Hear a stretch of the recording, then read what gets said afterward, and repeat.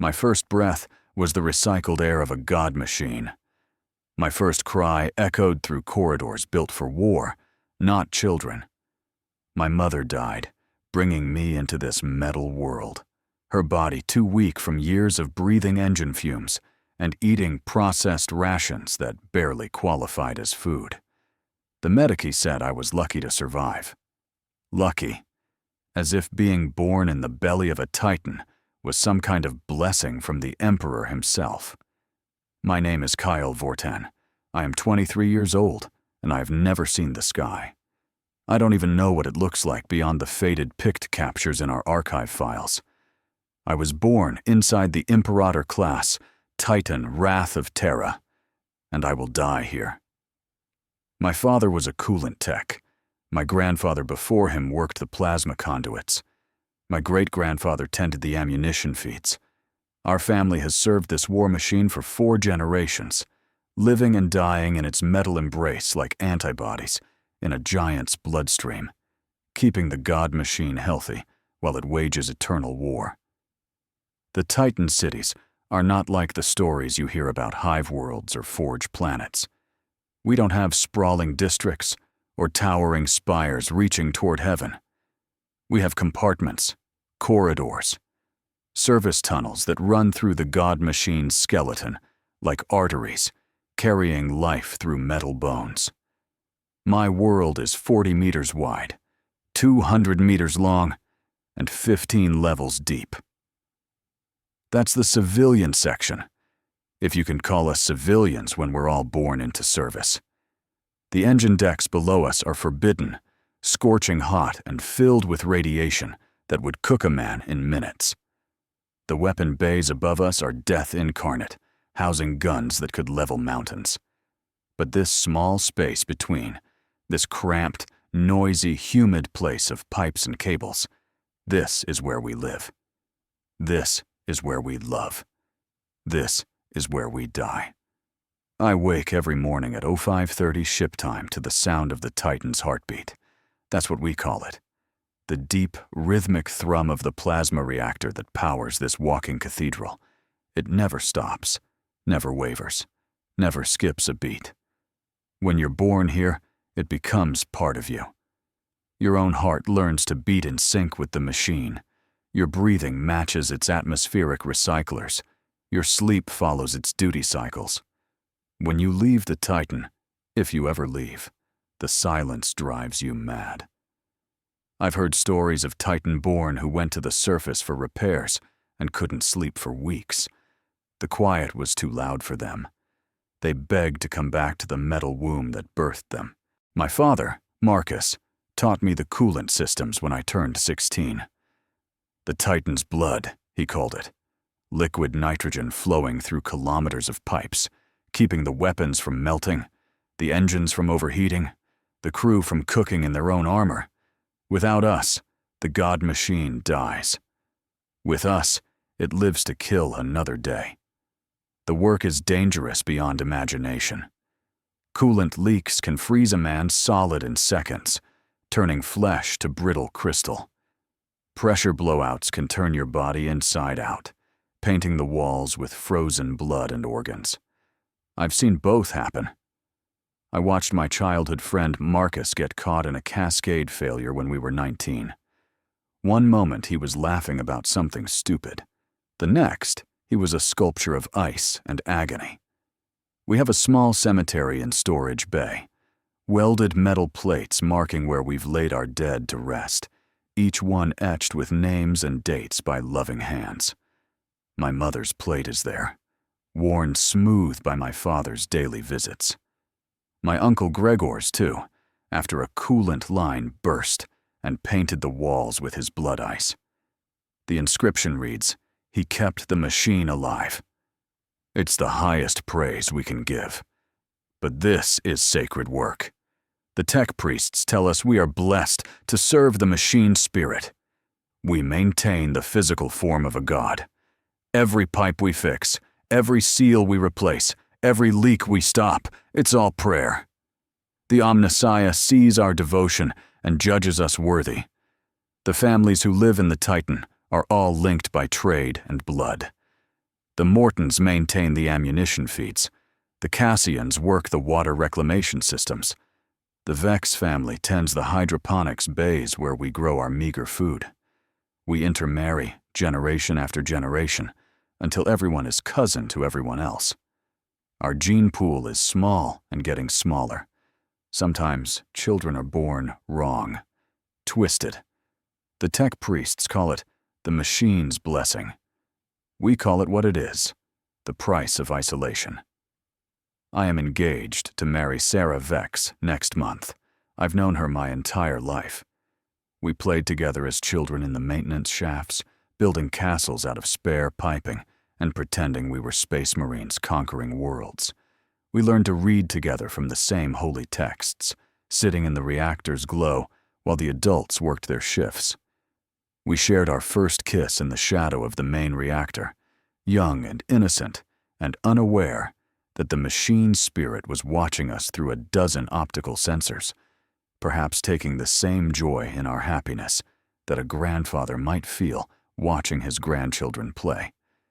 She is beautiful and kind and intelligent, with eyes like starlight reflected in coolant fluid and a laugh that harmonizes with the Titan's hum. She is also my second cousin. But these are the choices we have. These are the lives we live. In a population of barely 300 souls, love takes what forms it can find. The wrath of Terra is not just a machine. It has a soul. A machine spirit, ancient and terrible and proud. I've felt its presence my entire life, watching us through optical sensors, listening through audio pickups, judging our every action. The tech priests speak to it in Binharic Kant during the daily rituals. Sometimes it speaks back. When I was 12, there was an accident in the lower decks, a plasma leak that should have killed everyone in Section C. But the blast doors sealed at exactly the right moment. The emergency ventilation activated. The containment fields held when they should have failed. The machine spirit saved us. It chose to preserve its children rather than preserve itself. That's when I knew we weren't just workers. We were family. The princeps who controls the Titan barely acknowledges we exist. Lord Commander Valerius sits in his throne room high above us, his mind linked to the God Machine's consciousness, and he sees only war. Battles, enemies to destroy. He doesn't know that little Mika Vex takes her dolls to play in the ammunition base, or that old Henrik Morton sings lullabies to the loading mechanisms. He doesn't know we exist. But the machine spirit knows. It watches Mika play and ensures the safety locks are always engaged. It listens to Henrik's songs and harmonizes with the rhythm of the loading cycles. It protects us because we are part of it. We are its blood and breath and heartbeat made flesh. Sometimes, late at night when I'm working the deep maintenance tunnels, I feel the Titan dreaming.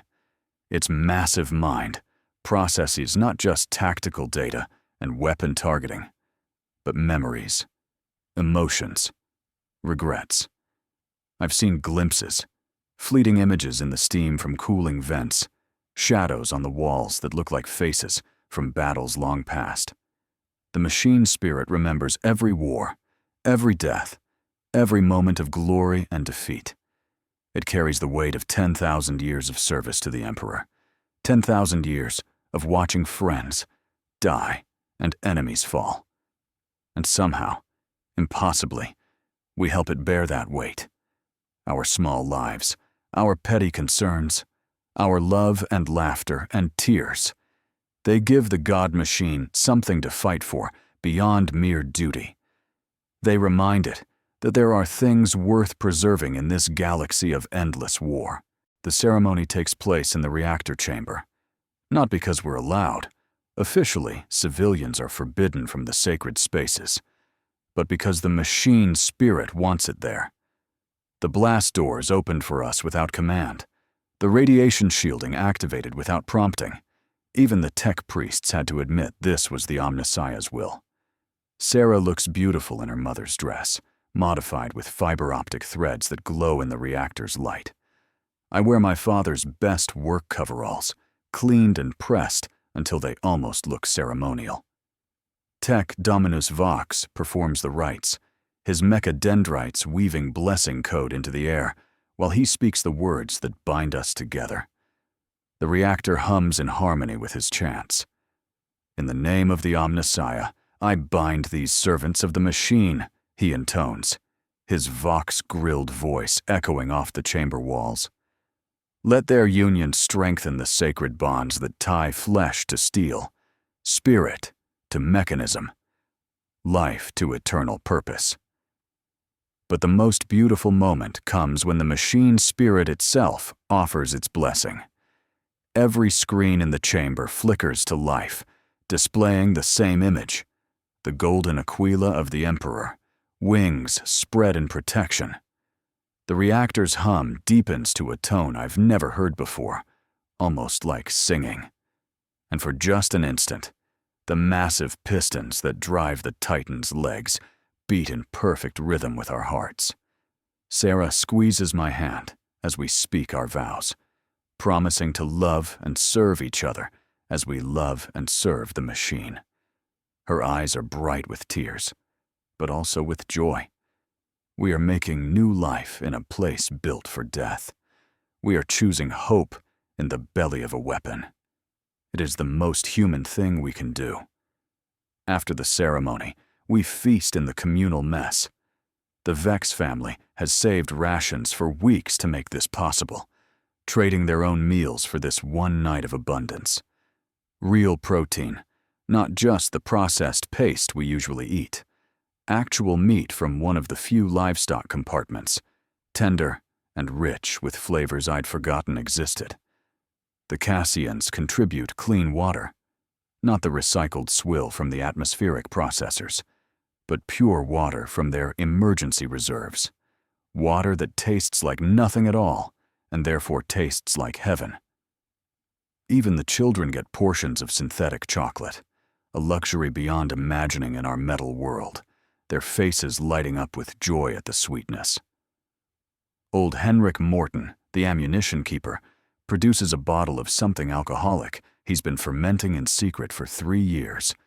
It tastes terrible and wonderful at the same time, burning our throats and warming our bellies while we toast to love and life and the machine that keeps us safe. Our daughter comes into the world during a battle. The Titan shakes with each step, each cannon blast, each impact from enemy fire. The Medicae Bay's lights flicker red as the God Machine's systems prioritize power to weapons and shields.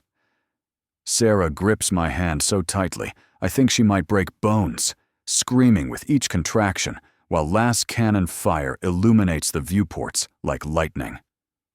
"Push!" orders Medicae Thorn, the only real doctor among us. The rest of his knowledge comes from inherited experience and half-remembered training vids.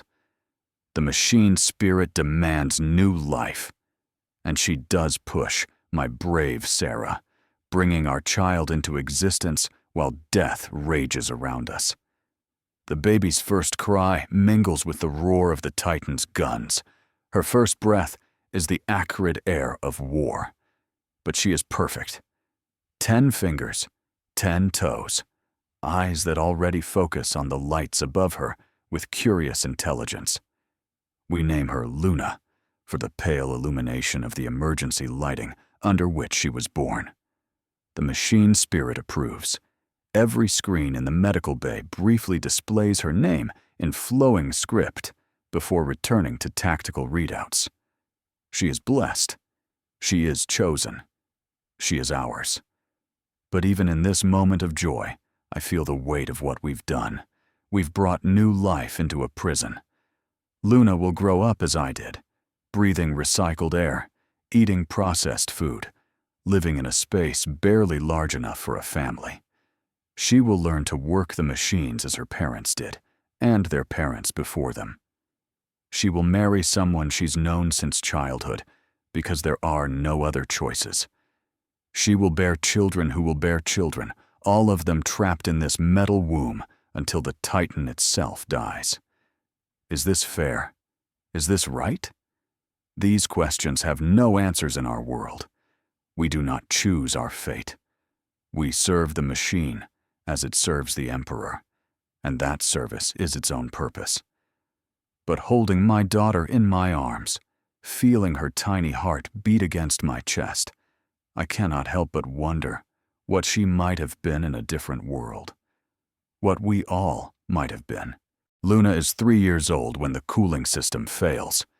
Not just a pipe burst or a seal failure. The entire primary coolant loop suffers catastrophic breakdown. Without immediate repair, the Titan's weapons will overheat and explode. Without the cooling system, the reactor will go critical. We have maybe 6 hours before the God machine tears itself apart from the inside. My father gathers every technician in the civilian section, 18 men and women who know the coolant systems well enough to work miracles. But this is beyond miracles. This requires sacrifice. The main coolant junction is in section X7, he explains, his weathered face grim in the emergency lighting. Full radiation zone. Even in hazmat suits, exposure time is measured in minutes. Someone has to go in there and manually reroute the secondary feeds. We all know what this means. Section X7 is a death sentence. The radiation levels will cook anyone who enters, protection or no protection. It's a suicide mission. But if we don't go, everyone dies. The entire Titan, thousands of crew, all the families.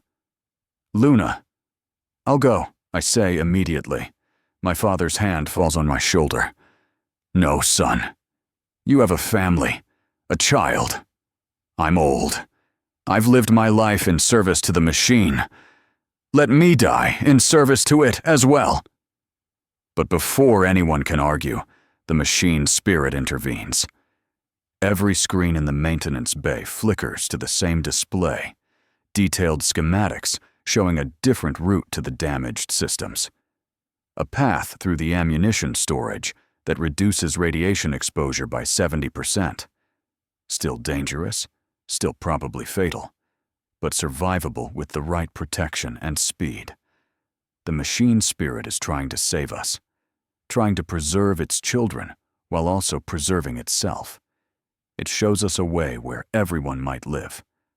My father leads the repair team. I follow despite his protests. So do 6 others, including Sarah's brother Klaus and old Henrik Morten. We move through corridors that glow with radiation warnings, past ammunition that could explode at any moment, toward a junction box that holds all our lives in its circuits. We save the Titan. The cooling system comes back online just as the temperature readings reach critical levels. My father survives, though the radiation ages him 10 years and 10 hours. Klaus loses most of his hair and will never father children. But he lives. Henrik doesn't make it. His old body can't handle the exposure. We add another plate to the cemetery in Storage Bay 7, but the machine spirit remembers. In the days that follow, small things begin to change. The food dispensers provide slightly larger rations. The water recyclers work more efficiently. The lights in the children's play area burn a little brighter. These are gifts from the God machine, tokens of gratitude for our service. It cares for us because we cared for it. Luna grows quickly in the years that follow. She learns to walk by holding on to coolant pipes. She learns to speak by listening to the machine's sounds and mimicking its rhythms. She learns to read from the maintenance manuals, just as I did, just as my father did. But she also learns something new. The machine spirit speaks to her, not in words, but in dreams. She describes them to us over dinner, these visions of vast spaces filled with light, of gardens growing in crystal chambers, of stars that sing like the reactor's hum. The machine spirit is showing her what could be, what might be, if we could find a way to transcend our metal prison. I want to help the machine dream better dreams, she tells me one night, as I tuck her into her bunk. It's sad, Papa. It remembers so much death. I want to help it remember good things, too. She's 5 years old and already understands what took me decades to learn. That we are not prisoners in this place. We are family. We are the Titan's dreams made flesh, its hopes for something beyond endless war. We give it reasons to fight that go beyond duty and programming. We give it love. As I write this, Luna sleeps beside me, her breathing soft and peaceful in the reactor's glow.